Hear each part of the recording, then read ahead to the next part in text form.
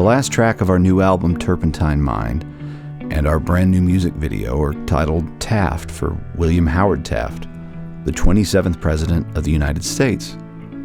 I really only knew him for one random thing before I wrote this song, probably what you know him for. He was so fat he got stuck in the bathtub at the White House. But his real story as President and Chief Justice is fascinating. Zach had told me that he was going to write a song about William Taft stuck in the tub and stuck in life. And I thought it was going to be a comedic song. So when he played it for me for the first time, I got really sad for the guy, and I didn't expect that. It was a much more meaningful song, and even though it's got the comical element of a tub, it's still just a very heartfelt song as well. So we start off the video where everybody knows Taft, stuck in a bathtub. So the whole stuck in the tub thing, that comes from a staffer in the White House wrote a book after everyone had passed away years later, and he told that story, but no historian can corroborate it. And though Taft was the first person to install a tub in the White House, there's no confirmation he got stuck in it. But it is a great story. Though he was never stuck in a literal bathtub, William Taft was stuck in a figurative one. And there are 3 people who helped put him there. His dad's goals of becoming a judge looms over William's entire professional life. His wife, who loved the glamour of a politician's life, and good old Teddy Roosevelt, who basically gifted Taft his second term, but then 1 term later comes and challenges him for the presidency again, creating one of the most bitter public rivalries in an election America had ever seen at this point. Those 3 characters really stood out in Rosen's book, which I decided to kind of use as the main drivers towards this story, that he was kind of being pulled by other people's influences. Because I know I let myself get pulled by other people's influences from time to time as well. So I related. One of the most helpful resources as I researched this story was Jeffrey Rosen's biography of William Taft. Rosen is a professor of law at George Washington University, the CEO emeritus of the Constitution Center, and a New York Times best-selling author. Alfonso Taft created in his son a burning desire to be a judge. His dad told him that being Chief Justice was even greater than being president, and that was Taft's ambition for his entire life. As a result, he ran for president reluctantly. Basically, his wife and Teddy Roosevelt made him do it.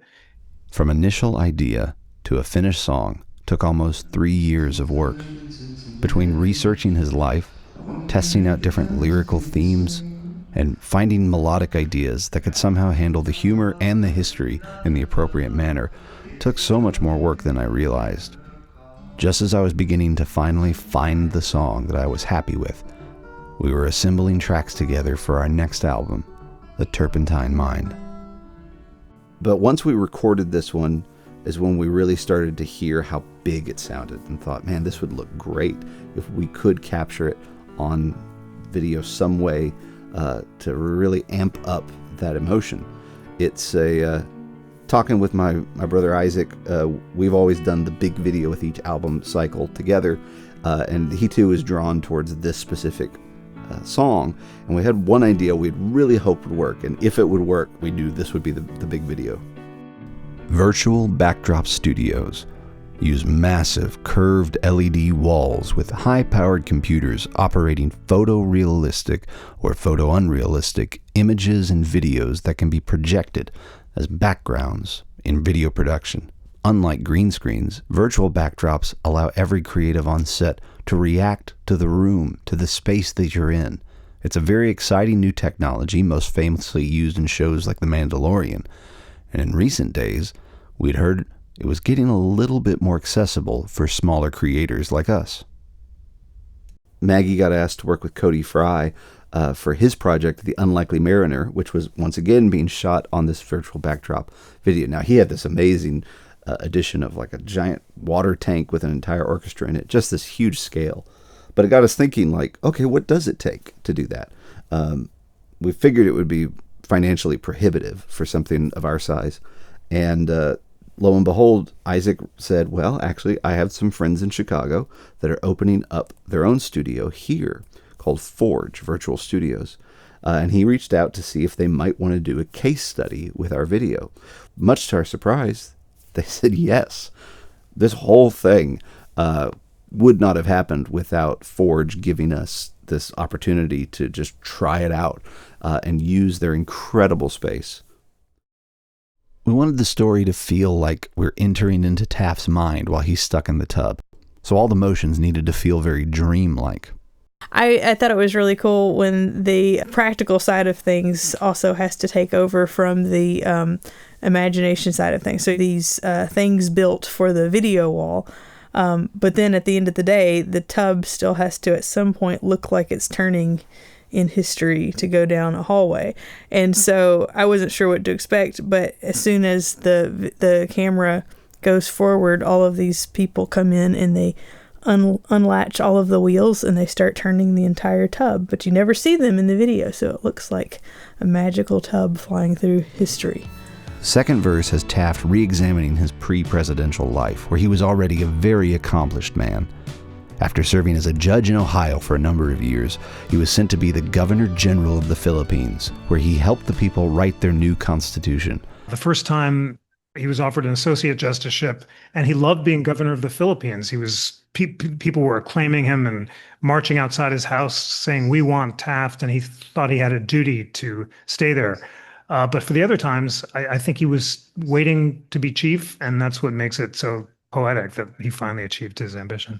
He did garner apologies from both the U.S. Army and the Catholic Church for their actions during the war, hence the cardboard cutouts.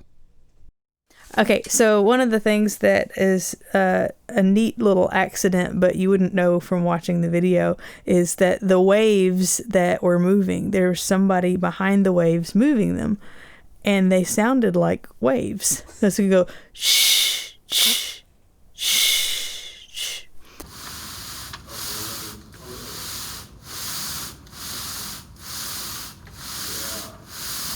I took Teddy's order flaws and shaped them to fit the laws as one of the more historically packed lyrics in the whole song. Both men were champions of progressive Republican politics of that era and agreed on the goals at which they were trying to accomplish. How the office of president interacted with those goals is where they differed. Teddy, being the more bombastic of the two, enjoyed the political theater and used it to his advantage. Through executive orders and political pressuring, he got the ball moving for a lot of these goals. Taft, always working like a judge, took the much quieter role, hated the political theater, and refused to interfere with Congress, as was his reading of the Constitution. It was just as a politician that he was so challenged, shall we say, because he was naturally a judge, and he felt that the president shouldn't engage in what he called the cheap arts of popularity. He thought that was a kind of demagoguery. The minutia of those differences, amplified by the scrutiny that comes from being president, is what created the rift between these two previous friends. There's a famous story that after they broke up, basically, and at some point during their campaign, Taft is said to have covered his head with his hands and broken down in tears and sobbed, "Roosevelt was my closest friend." A journalist may have claimed it without having a firsthand source, but certainly they were close enough. Because Taft cared so much about loyalty, and he was always quick to detect disloyalty, that final break must have been especially painful. The silhouettes having the argument in the Oval Office are, of course, Taft and Teddy, a representation of their philosophical differences coming to a head. Teddy believing the office of president should represent the will of the people in spite of the other branches of government. Taft believing the Constitution is in place to prevent that exact behavior. In reality, it's me and my fellow songwriter friend Johan Glidden yelling nonsensical, rabble-rousing phrases at each other behind a bright sheet in my basement. As Johan points at me as I storm off, all I can hear is him yelling out in my basement, "Confound you! Confound you!" Maggie did all those string parts herself. She heard something in her head and just went for it. Before we had the string part, it was just in shambles. No, At some point, we were going to play the song out in front of a live audience for, I think, the first time. And we decided it needed like a little instrumental interlude. And so I wrote something. I kind of thought it would just be a placeholder for something later, and it ended up being something that we really liked. So we kept that middle interlude as far as the melody goes. There's a fun sound in the middle interlude of the strings. Chris, our piano player, Chris Walters, improvised a piano line, kind of a Baroque-esque piano line. And then in the mix, Seth, the producer, kind of tried something where he just digitally altered it up an octave. And it creates this really fun, crunchy digital thing that once it's surrounded by all the instruments, almost sounds like a harpsichord. The third verse is the emotional turn in the whole song. Taft stops looking backwards at why he feels the way he does and decides to follow the dream he felt for so long. As Taft is reaching for the curtain as a robe and his loofah as a gavel, we cut between shots of Maggie with a blindfold on suddenly. When they first told me that maybe I should be blindfolded, I wasn't exactly happy about that because we were hiring a makeup artist. So I felt like it was kind of a foot in both worlds. You wanted to be able to perform the piece, so I see that as the violin part. And then you also want something that kind of alludes to the story of Taft. And so it kind of became this nod to Lady Justice kind of thing. One could argue I took some artistic liberties, implying that Taft only sought the Supreme Court seat at the end of his presidency. But in reality, he was always obsessed with the court. If you don't count presidents that reshaped the court, like FDR or George Washington, Taft appointed more judges than any other president, and in a single term. He definitely kept an eye out for that Chief Justice seat, though. And he carefully appointed justices to the Supreme Court, in particular a Chief Justice who was old enough to die in time for Taft to succeed him. So it was a remarkable symmetry, and how fitting that he achieved his final ambition and succeeded so well in the office that he'd sought his entire life. So as Taft enters into this star field with all the cartoons and the Capitol building, the Supreme Court Justice building and everything, this figure appears up top, and he's oh yay, oh yay, oh yay. What he's saying there is the actual call in the Supreme Courtroom. The crier will say this, all persons. Business for the Honorable, the Supreme Court of the United States. We got our actor friend Henry O. Arnold to come in and record it. The lyrics of the song are all about him struggling with the reality of who he has been, what he's done, and what he wants. And then all the instrumental part at the back end kind of feels like the hopes and desires and the unspoken part that happens afterwards towards this dream, the chasing of the dream. The song itself feels like it wants to just grow bigger and bigger.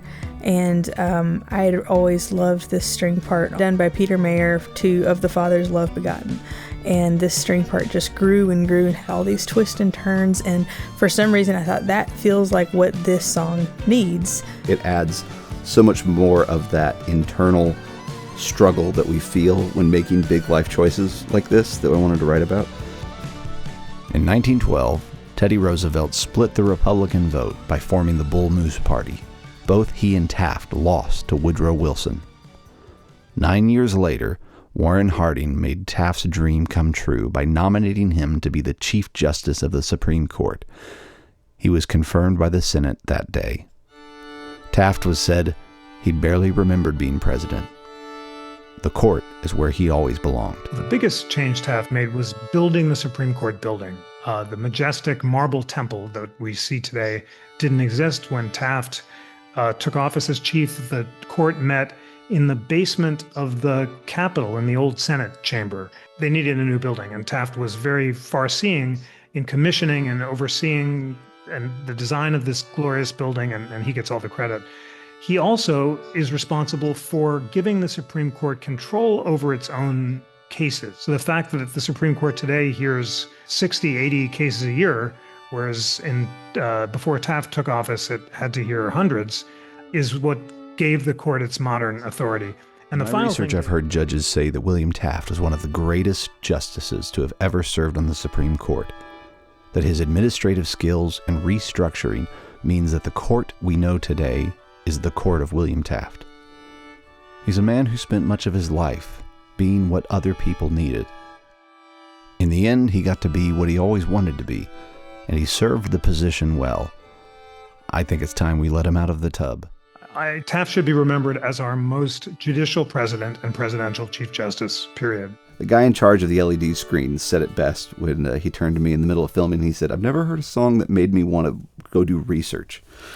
And hopefully this video kind of has that inspiration. Taft had such a huge life. I think it needed to be represented in something big.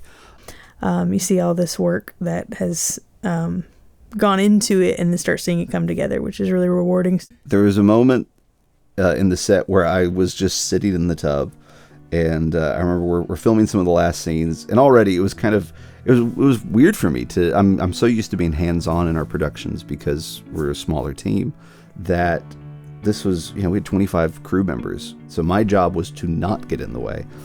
So I spent a lot of time just sitting in this tub, kind of just got to bask in the moment of, wow, this is really happening. It was fun. It was a moment of, it's so easy to pass by a moment of creation and not realize, oh, this is it. This is the moment you get to do everything. And sitting there watching everyone running around the different jobs and the big lights and realizing, hey, this is all because you chased a really silly idea, and then a whole bunch of really fortunate things happened, like Forge saying yes, like Isaac saying yes, like all these folks, timings and things working out, and here it is. And it's a real big sense of accomplishment to get to do that.